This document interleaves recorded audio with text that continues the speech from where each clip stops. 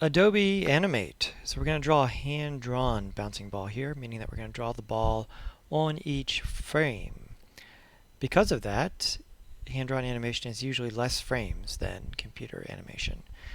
The After Effects ball and the Cinema 4B ball that you already did, setting everything to 24 frames per second. But here, we want half that. So we're going to set this to 12 on our new file in Animate, and we want the same resolution though, 1920 by 1080. And so let's go ahead and create that. Control plus and Control minus will zoom in and out. And over here we have our controls for the document. Let's check 1920 by 1080 looks good. 12 frames per second, that's half of 24. Great. Let's go back to Tool. That looks fine. Let's make some layers down here. I'm going to give myself a little more room. This zooms in and out in time. So we need to make 2 layers here to start. I'm going to name the bottom one Guide. And I'm going to name the top one Ball. There we go.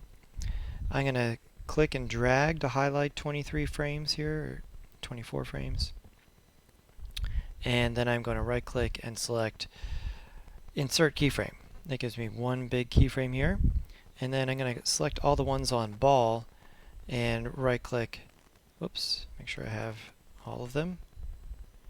And right click and say, not insert keyframe, but rather convert to keyframes.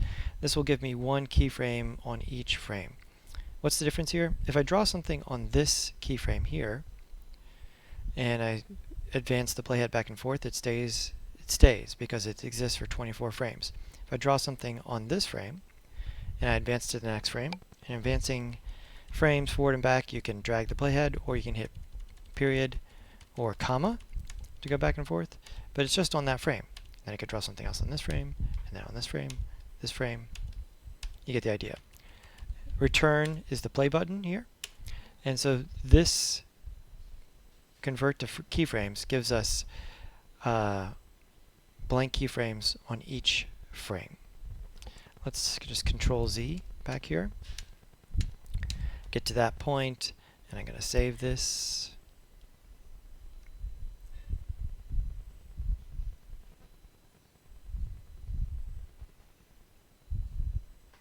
And let's call this hand-drawn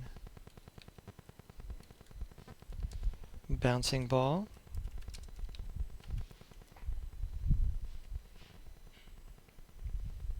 Great. All right, we're set up here. Let's go ahead and create a guide. Now, most of the time I'm going to be using the fluid brush up here, but that may not work with your settings, in which case you could just use the regular paintbrush tool. With the fluid brush, it mushes everything into one. With the paintbrush, you can draw a shape and then later fill it in with the bucket there.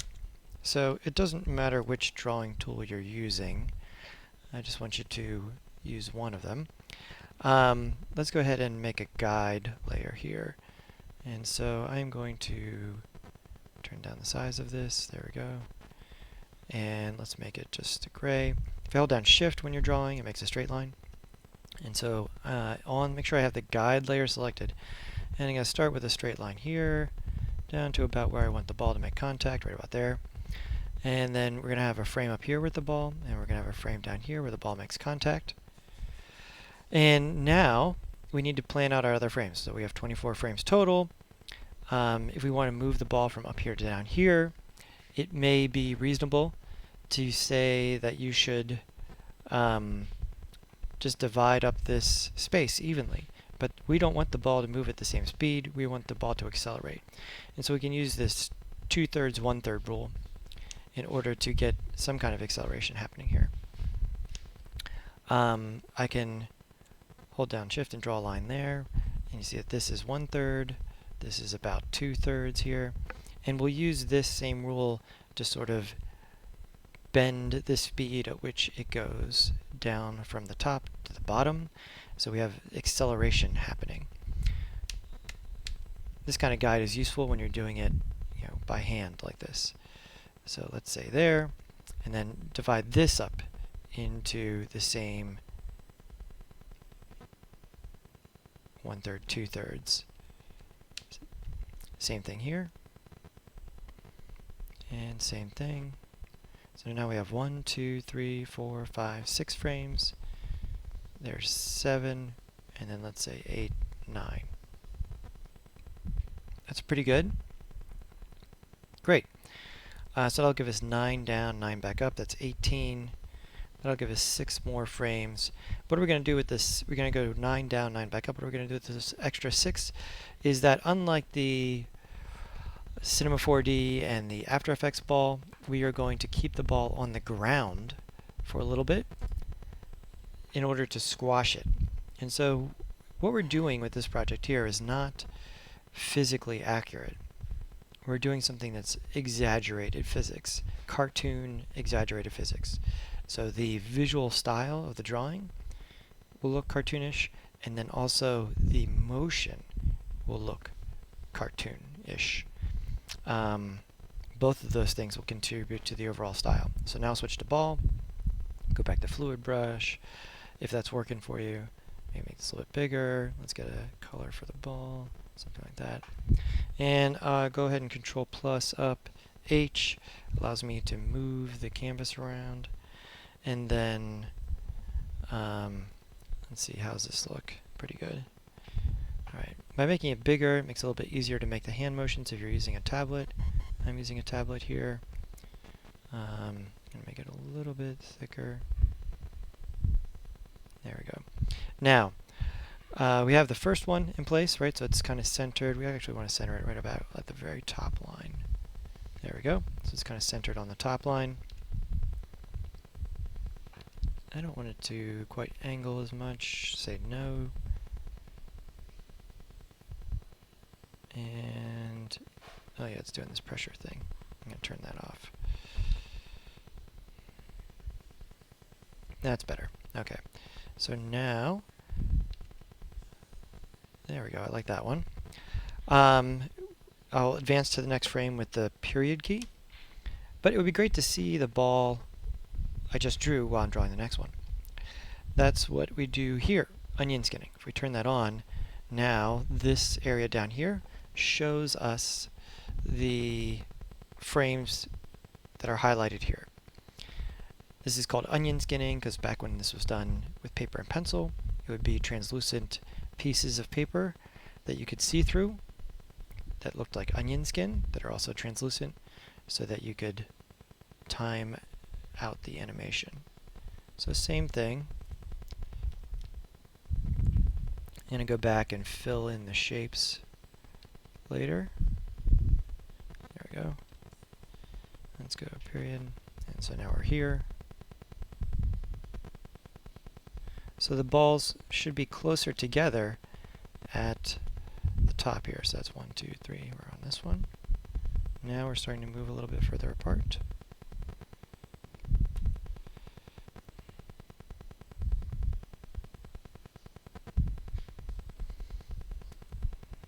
Every time I'm pressing period to move to the next keyframe. Trying to keep the ball the same size-ish. The onion skinning also helps with that. There we go. Now, press H, move this up a little bit. For these frames here, as I'm moving down, I'm going to exaggerate the ball actually stretching before it starts to hit the ground, which again doesn't really happen in real life, but this is a cartoon ball and we're sort of giving it some of it its own agency there. There we go.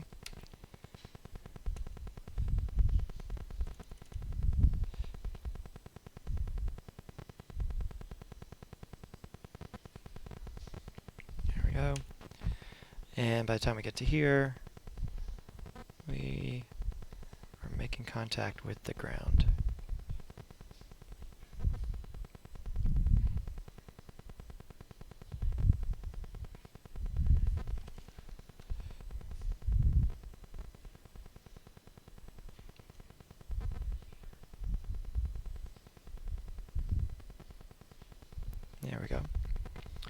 Alright, now we've got 6 frames to squash. We'll come back to that. 1, 2, 3, 4, 5, 6. And here, we're going to end up back at the same size, kind of like this. And then we want to start going in the other direction. So we're going to start to stretch in that direction.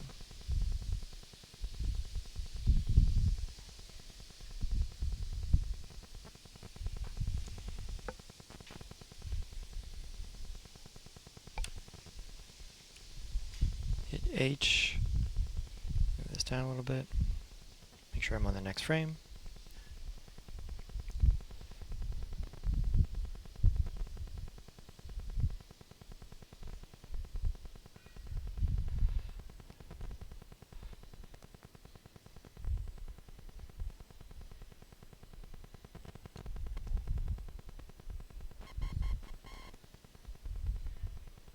There we go.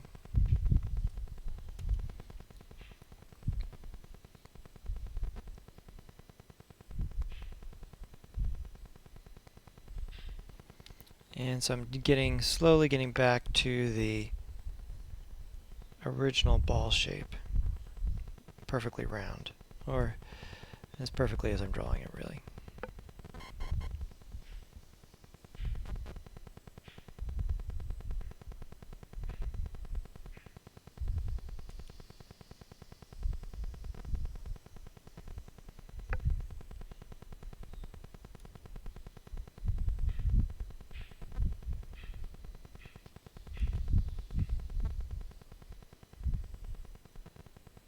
There we go. Alright, so we've got that happening. So let's look at this. Let's Control minus, zoom out a little bit. Give ourselves some more room on the key. And if you hit this button here, that gives you a range to then repeat. When you press return, it'll just keep looping it. There we go. I like that. That one frame there looks a little rough. I want to fix that. Right there. Let's smooth that out. There we go. We can fill those in a little bit. And so here, let's go ahead and start smushing. So we'll have 3 get down to smushing. So let's say kind of like this.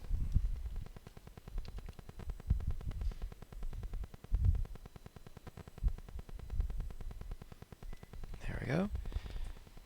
And now we're smushing further out.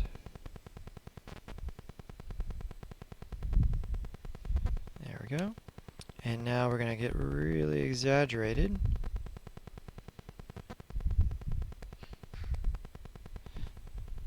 Not very realistic. And then a little bit less exaggerated.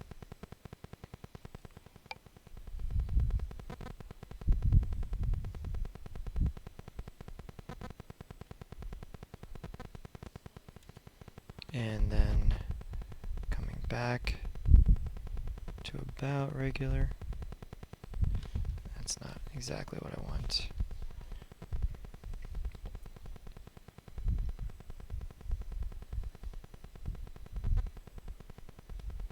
That's better.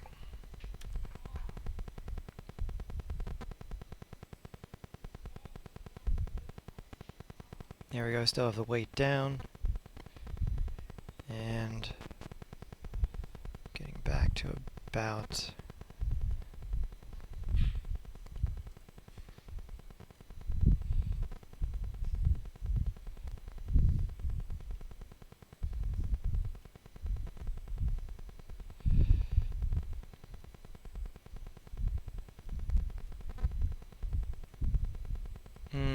I don't like those last few. Let's get this back to where we wanted it, right there. Okay. Let's do our super exaggerated frame.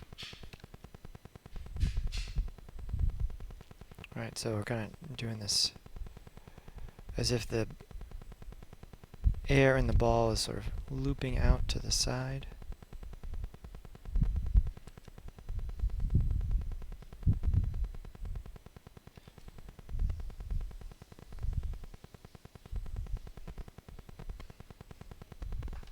That's better.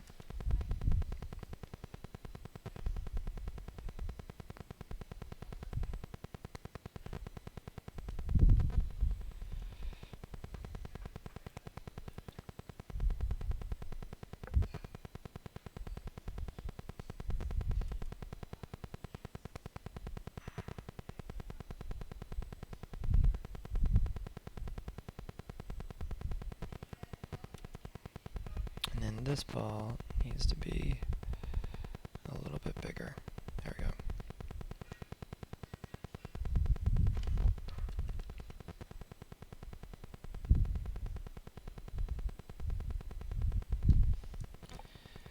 There we go. Let's look at that. So now, that's better. Still not super happy with those frames in the middle.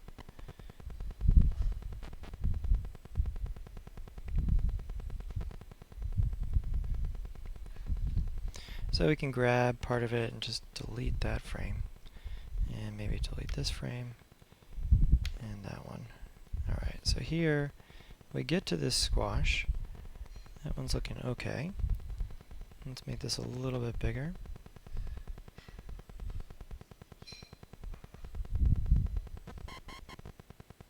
There we go, that's better.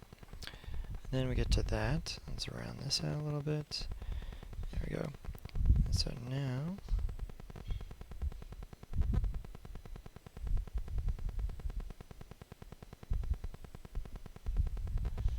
that's better.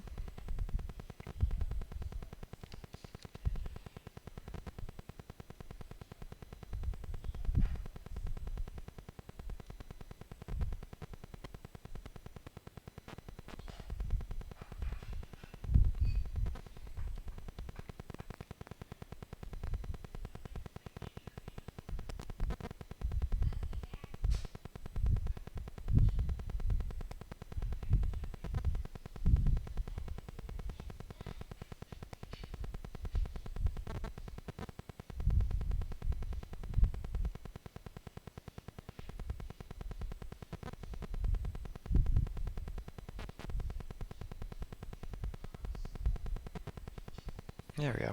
Alright. I like that better. Let's look at that.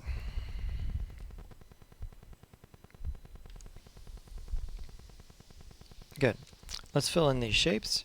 So I'm just going to grab the paint bucket tool and just fix these. I'm going to turn off the onion skinning for a second.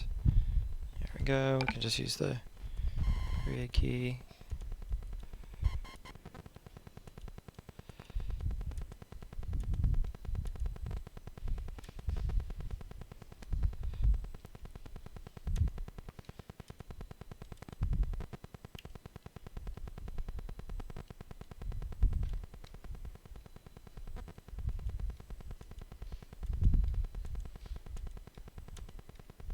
There we go. There's a few frames right here. This one I'm going to shape this a little bit here.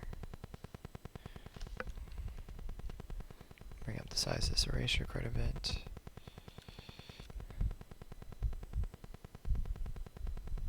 There we go.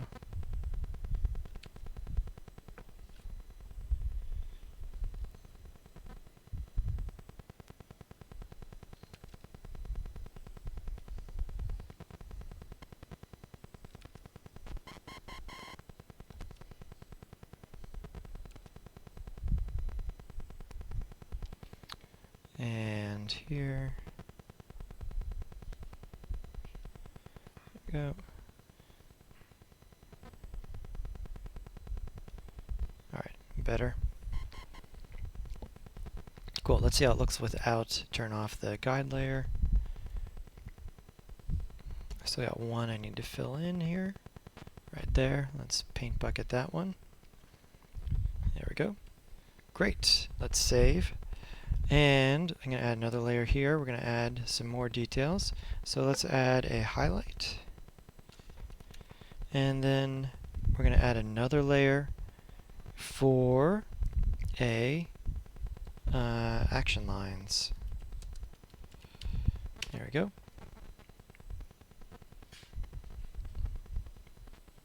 That's better. Let's look at the highlight. We got to come in here and again select all the frames.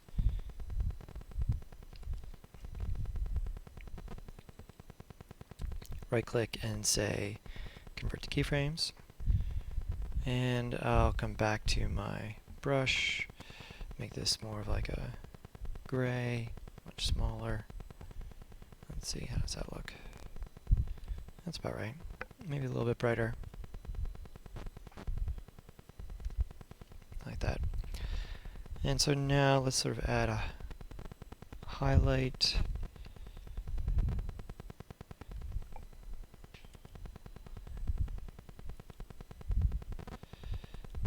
And doing this frame by frame allows us to tune the highlight for each change in shape.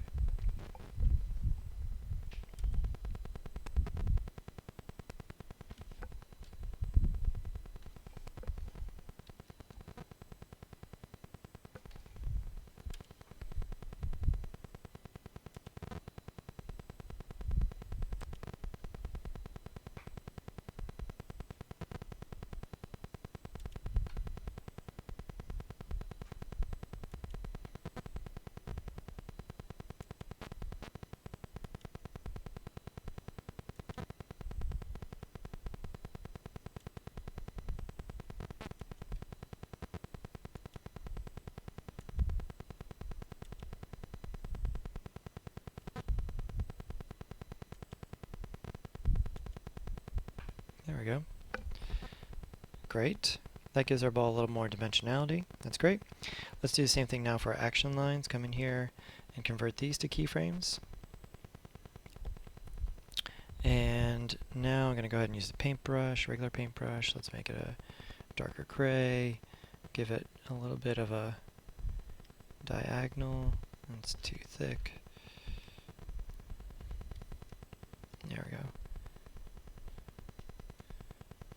Now let me see, what does this look like? And what if I did more tapering here? Yeah, like that.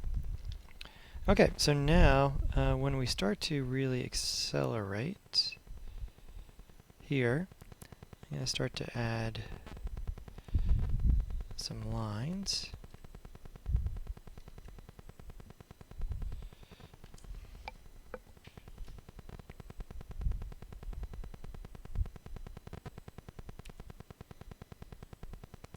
And part of communicating speed is going to be the length and weight of these lines. By making them longer, it's going to create this more of an animation smear effect.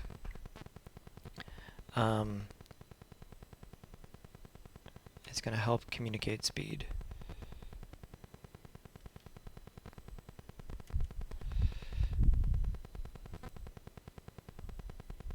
There we go. And so now these are kind of our impact lines. We'll have these. Let's get some onion skinning going on here so we can see that these move a bunch the first time, but then less the next. And then one more. There we go. And now at this point, we're starting to pick back up.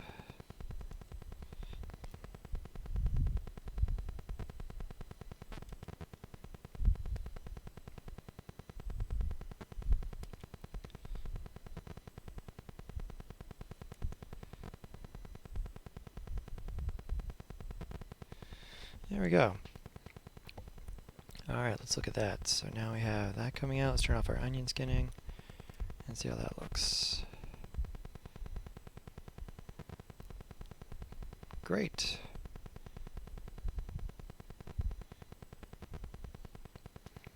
So a few of the shapes that could use a little smoothing could be smoothed. If you come back here to ball, into a specific shape. Let's grab here. There is a modify modify shape smooth. We'll smooth out the shape a little bit. And that looks pretty good. Let's go ahead and we have our speed changing there. We have our squash and stretch. Very cartoony look. Great. Let's go ahead and save. And we need to get this into a series of PNGs that we can send to After Effects. So now, let's go to File, Export, Video Media, and say that we want a PNG, right? So over here, select PNG, and then we want a PNG sequence with alpha channel so that it can be composited in After Effects. And I'm going to call this slightly different.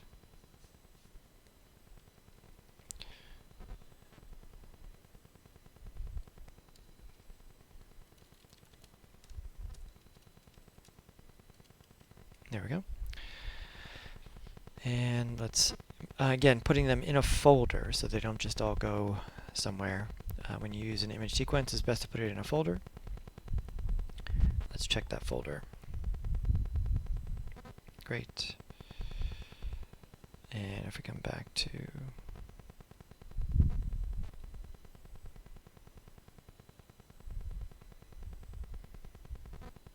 I think I put them in here.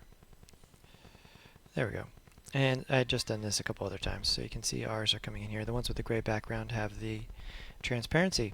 And so they're ready to be brought into After Effects to be composited with our other bouncing balls. Right, so there's two things to really take away from this. One, hand-drawn at 12 frames per second. That's a technical preference because it's just drawing half as many pictures. That is now sort of a stylistic part of that language, 12 frames per second. Number two is that we made it look cartoonish not only in the way that it's drawn, but in the way that it moves. It stretches towards the ground as if it knows where it's going, which it doesn't, a normal ball would not. It would stay one shape until it hits the ground.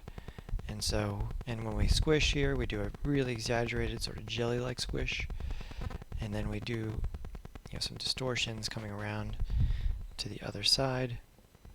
And so you can see, I'm going to clean up this frame here, it's bothering me. Make sure I'm on the right layer.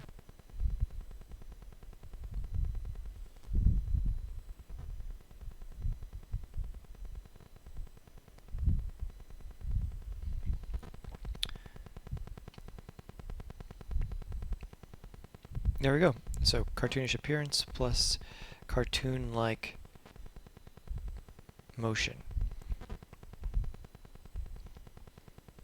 It's important to think about this being on a continuum. You'll hear me say this often, that the stylistic decisions you make about the way things visually appear, but then there's also stylistic decisions to be made about the way things move. For instance, if we put our guide back on, if we thought about this as a continuum, on one side you would have realistic, and then on the other side you would have exaggerated slash cartoony,